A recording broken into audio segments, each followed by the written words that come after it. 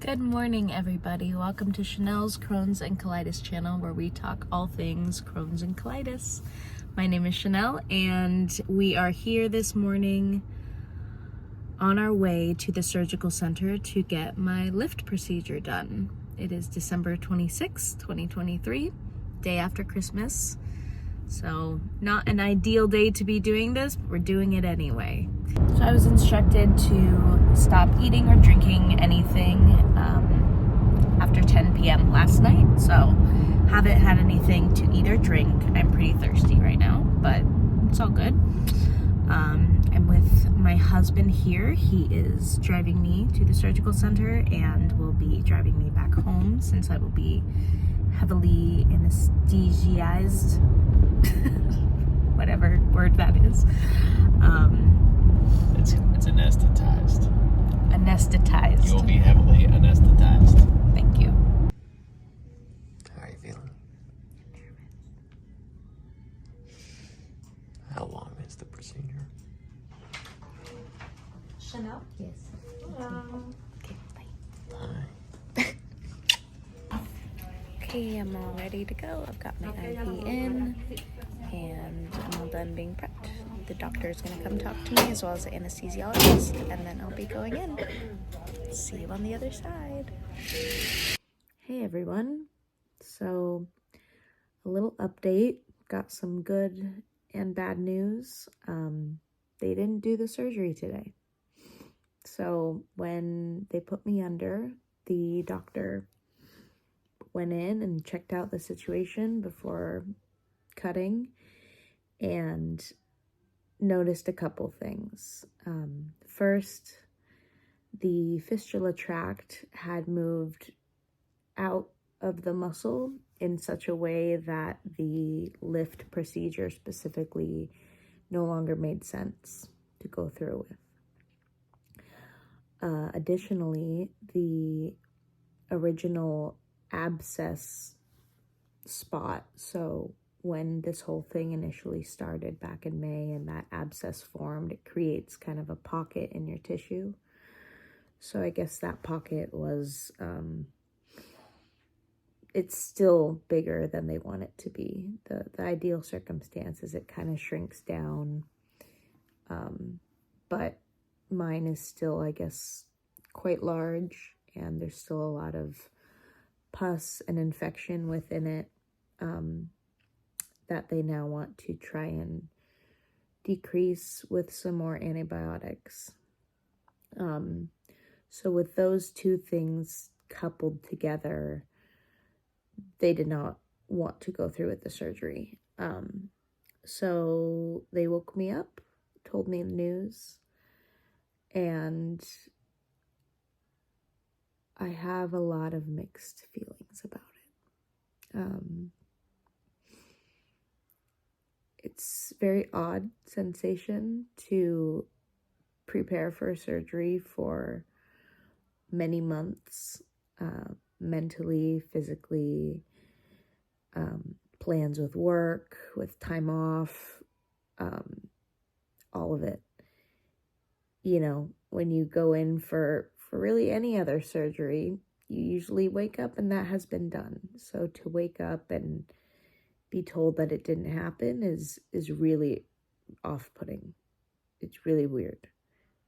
I have a lot of feelings that I can't really vocalize at the moment. And some of it is grieving. I've been doing a lot of grieving in the last hour since I got home. You know, my goal, my intention was to have this surgery before year's end, and although I would be recovering into the new year, I would have kind of left all of this in 2023. But now, it seems like it's something that's going to continue to be a persistent issue for, I don't know, we don't have an end date for this. So the doctor couldn't really recommend any other types of surgeries at the moment because of the way that the fistula tract moved into the muscle. any of the other surgical options, such as a flap or a fistulotomy or even a cutting Seton, would still risk incontinence. And those surgeries, the way she explained it, are just a lot more invasive into the area with the cutting. And with the way my anatomy is, she just really didn't want to go through with those options.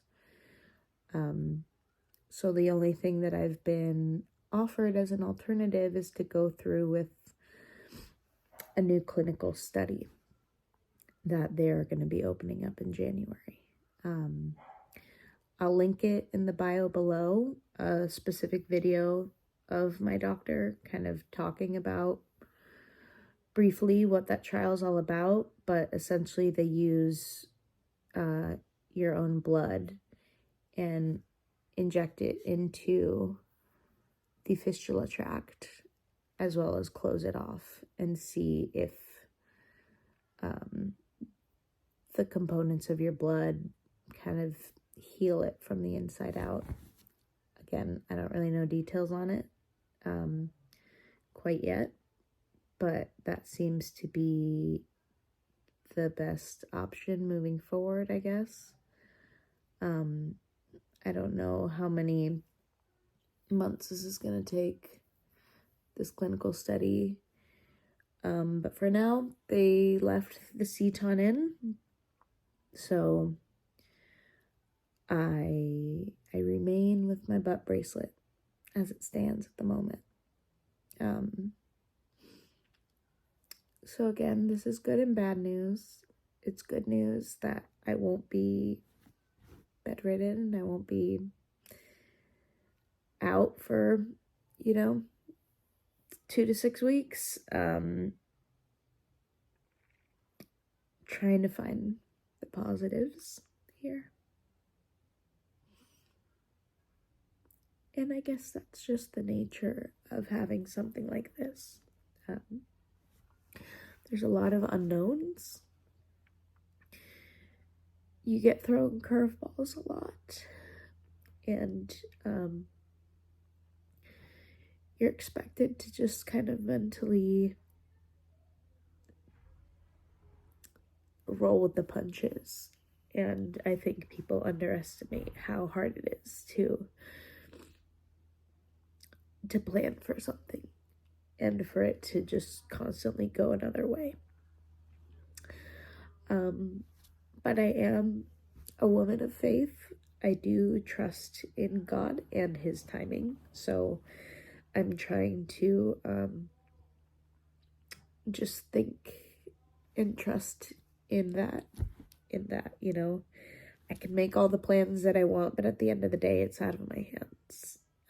So for now, I'm just trying to remain positive and look at the bright side of the fact that I can be up and about in a couple days here and playing with my son and all his Christmas presents. And yeah, so what my recovery looks like at the moment is similar to what happened back in August when I got my Seton put in. I guess they went in there and they just kind of cleaned out that abscess pocket with the gunk that was in there, and just kind of fiddled around a bit in there and cleaned it up. So I'm definitely sore, but it's nowhere near the recovery time that I would have had with a full-blown surgery. So that's my update. I plan to continue to provide updates just as far as what's next moving forward, whether I go through with the clinical study or decide to do a different surgery if that option comes up, or whatever it may be. But to those of you who followed along who were also gonna get a lift surgery that were hoping for recovery updates, I'm sorry that I cannot provide that, but I hope you still stick around and check out my journey and maybe we'll go through this clinical study together and see how that works out and hope for the best results. But for now, it looks like the new year will persist with the good old Seton butt bracelet, and we move forward. That's what you just got to keep doing with IBD and all the fun things that come with it. So I just want to thank all my friends and family for the extensive support that you've all given me. I plan to be in bed all day. I'm still a little drowsy from the anesthesia. And again, my bottom's a little sore, but trying to find the positives in all this, and I hope everyone has a very happy new year. That's all for now. Peace out. Thanks again for tuning into CCCC TV. Be sure and like and subscribe if you want to keep following along.